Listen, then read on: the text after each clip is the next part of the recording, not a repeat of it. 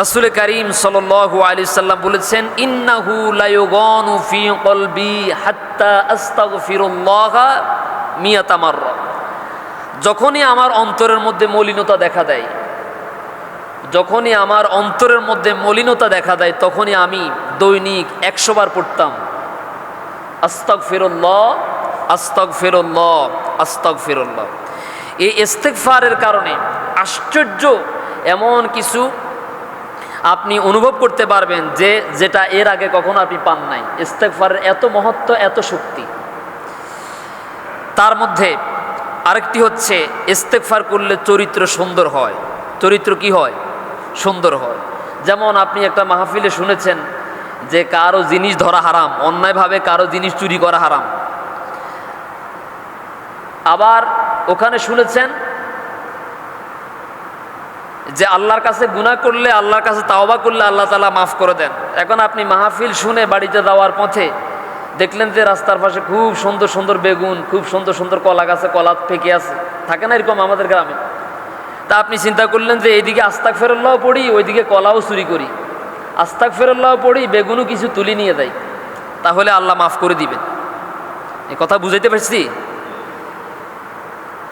কিন্তু আপনি যদি এই ইস্তিগফারটাকে একেবারে প্রাণে মন থেকে বলেন যে আস্তাগফিরুল্লাহ, আমি আল্লাহর কাছে ক্ষমা প্রার্থনা করি, তাহলে কি বেগুন চুরি করবেন নাকি বেগুন হেফাজত করবেন? হেফাজত করবেন। কারণ এই ইস্তিগফার আপনাকে চুরি করা শিখায় নাই। ইস্তিগফার আপনাকে শিখিয়েছে আরেকজনের সম্পদ এটা আমার জন্য ধরা হারাম, এটাকে আমি হেফাজত করব। ঠিক নয় কি? আমরা ইস্তিগফারের ফজিলত বর্ণনা করি, আবার চুরিও করি। এই জন্য আমাদের কোনো পরিবর্তন নেই। কারণ পরিবর্তন হওয়ার মানসিকতা নিয়ে আমরা ইস্তিগফারের বয়ান শুনি না, করিও না। আল্লাহ আমাদের সবাইকে বিশুদ্ধ নিয়তে ইখলাসের সাথে ইস্তিগফার করা তৌফিক দান করুন, আমিন। নবী করিম সাল্লাল্লাহু আলাইহি ওয়াসাল্লামের প্রখ্যাত সাহাবী হযরত হুযায়ফা রাদিয়াল্লাহু তাআলা আনহু বলেন, কানা ফি লিসানি যারবুন আলা আহলি আইহিদাতুন ফাযাকারতু যালিকা লিন-নবী সাল্লাল্লাহু আলাইহি ওয়াসাল্লাম ফাকালা আইনা আনতা মিনাল ইস্তিগফার ইয়া হুযায়ফা। আমাদের মধ্যে অনেক মানুষ আছে যারা তাদের পরিবার পরিজনের সাথে সুন্দর আচরণ করে না, রূঢ় ব্যবহার করে, আছে না? স্ত্রী তাকে ভালো কথা বললেও তার কাছে তিক্ত লাগে, আবার স্বামীও যদি তার সাথে সুন্দর কথা বলতে চায় তার কাছে তিক্ত মনে হয়।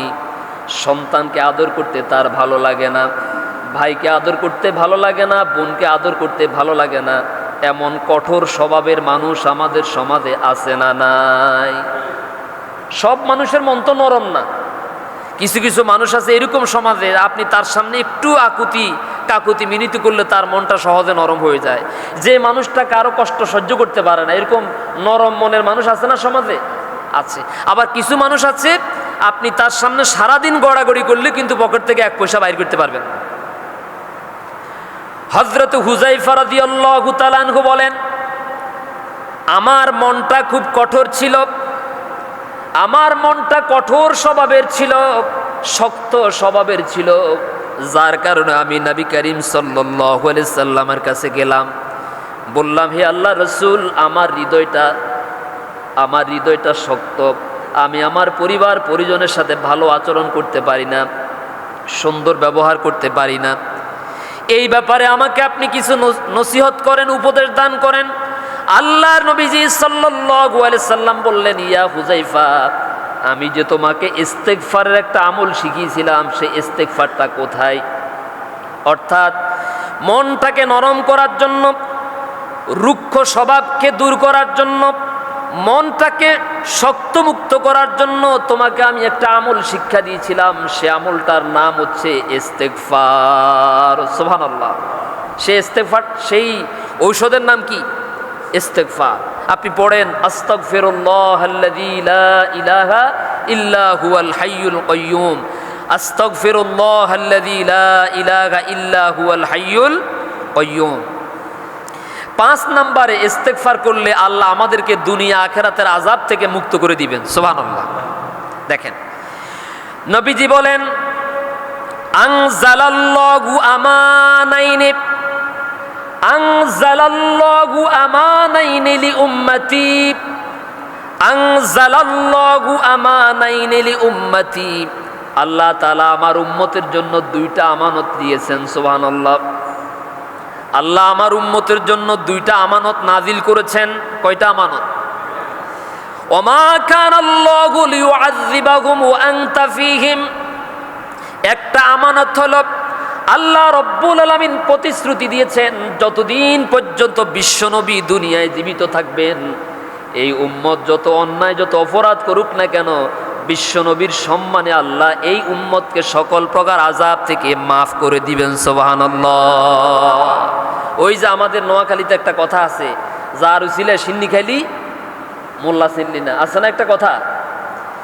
নবী করিম সাল্লাল্লাহু আলাইহি সাল্লাম যতদিন পর্যন্ত দুনিয়ায় জীবিত ছিলেন, এই যে মক্কার কাফেররা রাসূলের সাথে এত বেয়াদবি করত, এত অত্যাচার করত, এত অপমান করত, অপদস্থ করত, কটাক্ষ করত, বিদ্রুপ করত, এমনকি হত্যা করার চূড়ান্ত সিদ্ধান্ত নিয়েছে।